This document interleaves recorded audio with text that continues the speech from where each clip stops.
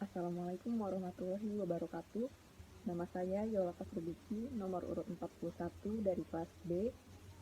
Pada kesempatan kali ini saya akan memaparkan teori tabel operasionalisasi konsep atau OK, hasil kuesioner, dan hasil uji validitas berdasarkan kelompok saya, yaitu kelompok PT9 dengan judul penelitian pengaruh penggunaan Twitter terhadap interaksi sosial mahasiswa ilmu komunikasi Universitas Negeri Jakarta angkatan 2019.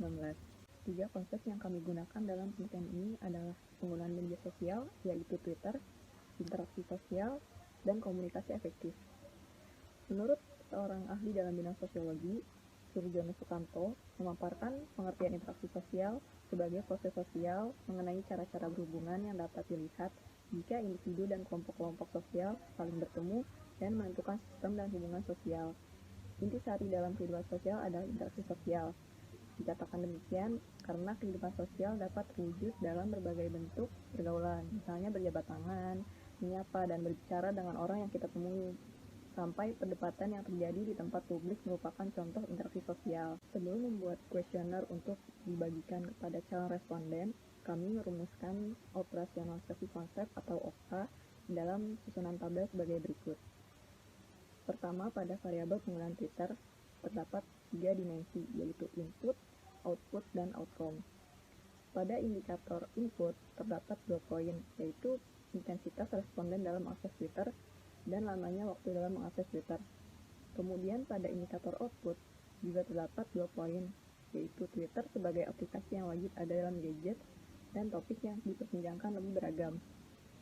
Selanjutnya, kepuasan sebagai pengguna Twitter merupakan outcome dari variabel ini. Pada variabel interaksi sosial juga memiliki 3 dimensi, yaitu input, output, dan outcome. Di mana dalam dimensi input terdapat perilaku responden dengan lingkungan sekitarnya dan interaksi yang terlihat antar individu. Lalu pada dimensi output terdapat indikator pengguna lebih aktif dan membuat interaksi pada skema lebih efektif. Kedua, jaringan pertemanan semakin meluas. Dan terakhir, perubahan sikap terutama dalam interaksi sosial sebagai outcome dalam variabel penelitian ini. Selanjutnya adalah pembuatan kuesioner. Laman yang muncul adalah seperti berikut ini. Pada bagian judul, kita bisa mengisinya dengan judul yang kita inginkan. Seperti pada contoh adalah survei pada mahasiswa ilmu komunikasi UNJ angkatan 2019. Lalu pada bagian deskripsi, kita bisa memperkenalkan diri secara singkat dan tujuan dari pembuatan kuesioner ini. Seperti pada contoh, yaitu kuesioner ini dibuat dengan tujuan untuk mengetahui pengaruh penggunaan Twitter terhadap interaksi sosial di antara mahasiswa ilmu komunikasi UNJ angkatan 2019.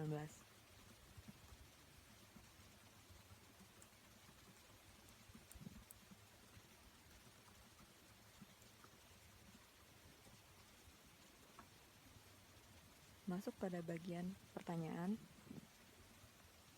Dalam penelitian ini, kami menggunakan 2 variabel, di mana variabel X-nya adalah keaktifan pengguna Twitter dan variabel Y-nya adalah interaksi sosial.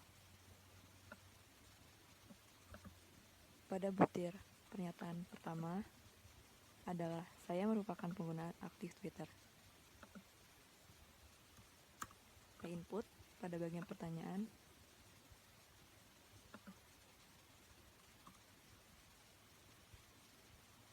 kemudian kita pilih opsi yang akan dipilih oleh responden. Dalam penelitian ini kami menggunakan skala linear dengan angka 1 sampai 4 sebagai skalanya.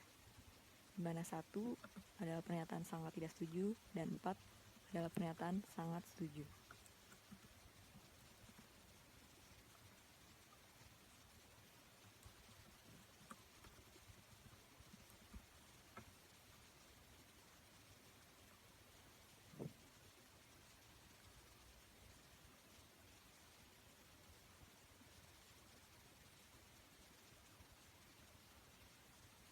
Dan begitu seterusnya sampai tiap butir pernyataan terlampir pada kuesioner ini. Terakhir, yaitu pengujian validitas.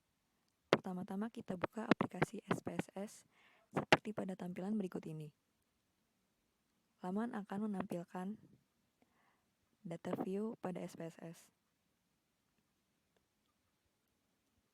Lalu kita buka data yang sudah kita peroleh dari kuesioner melalui Google Form.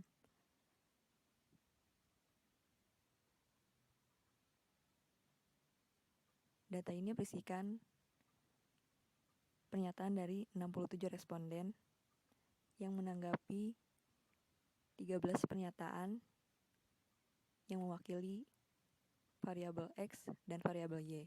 Lalu kita copy tanggapan ini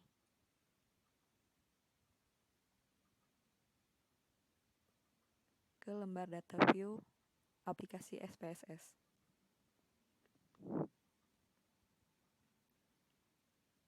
Kita paste.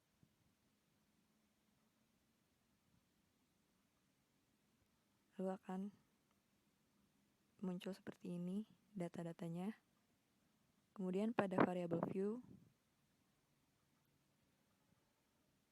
kita ubah nama-nama tiap item untuk memudahkan menganalisis.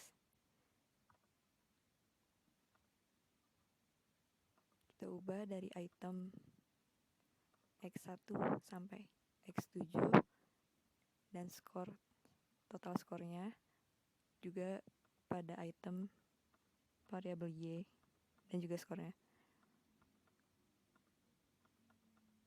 Lalu bagian desimal juga kita ubah menjadi 0.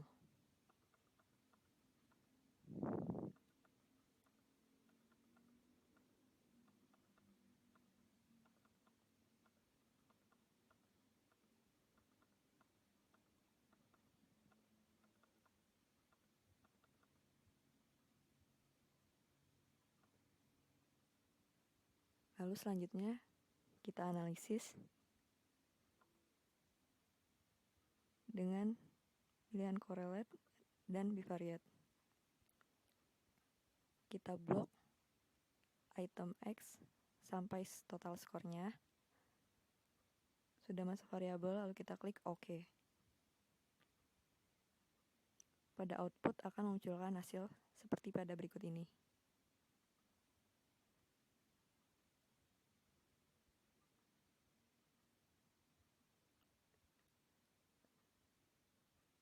Selanjutnya kita analisis variabel Y. Cara sama seperti tadi, kita klik correlate dan bivariate. Kita blok juga item Y 1 sampai Y6 dan juga total skornya. Sudah masuk kotak variabel, lalu kita klik OK.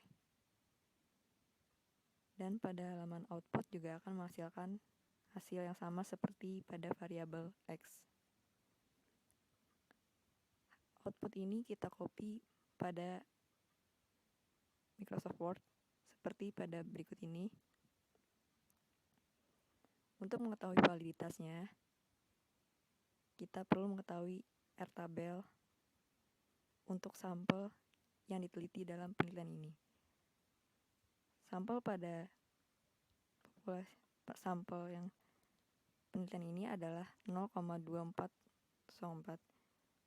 Lalu kita lihat hasil dari tiap item yang ada pada variabel X. Karena semuanya adalah nilai lebih dari 0,2404, maka seluruh item pada variabel X dinyatakan valid.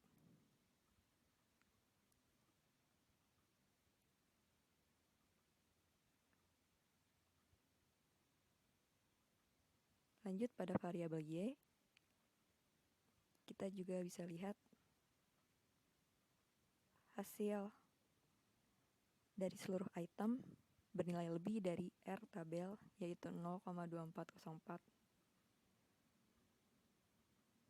Dengan ini menyatakan bahwa setiap atau seluruh item pada variabel Y dinyatakan valid. Sekian dari saya. Terima kasih atas perhatiannya. Wassalamualaikum warahmatullahi wabarakatuh.